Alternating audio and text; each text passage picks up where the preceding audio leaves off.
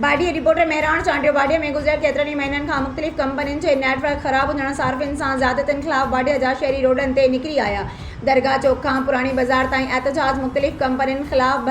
छिती नारेबाज़ी अदालत वञण जो चिता ज़ोंग जेस टेलीनॉर ऐं यू फोन कंपनी ख़िलाफ़ सख़्त नारेबाज़ी कई वई। उन मौक़े ते एहतजाज जी अॻवानी कंदड़नि हसन कलोड़ो साजिद जुणज सुहेल कांदड़ो मीर इजाज़ ब्रोई इमामदीन कांदड़ो ज़ीशान फालपोटो अली बख्श खोखर हाकिम मंगी अब्दुल रज़ाक डेरो तालिब खोखर ऐं ॿियनि मीडिया सां ॻाल्हाईंदे चयो आहे त बाडीअ शहर ऐं भरपासे जे इलाइक़नि दड़ा मसण अंब ॿूर भिड़शाख गंद ऐं ॿियनि शहरनि में गुज़िरियल केतिरनि महीननि खां ज़ोंग जेस टेलीनॉर यू फोन मुसलसल बंदि रहनि था, जंहिं करे लखे माण्हुनि जो हिक ॿिए सां राब्तो कटियल आहे, जॾहिं त मोबाइल नेटवर्क बंदि हुजण सां सोशल मीडिया बि बंदि रहे थी। व्हाट्सएप, ट्विटर, फेसबुक, इंस्टाग्राम बंदि रहनि था, जंहिं करे अवाम अज़ियतुनि खे मुंहुं ॾेई रहियो आहे, जॾहिं त बिजली बंदि थियण सां टावर बंदि कया वञनि ऐं टावर खे मिलंदड़ तेल बि खपायो वञे थो। इन्हनि चयो त बाडीअ मां चारई कंपनियूं लखे रुपया रोज़ानो लोड ऐं पैकेज जी सूरत में कमाए रहियूं आहिनि,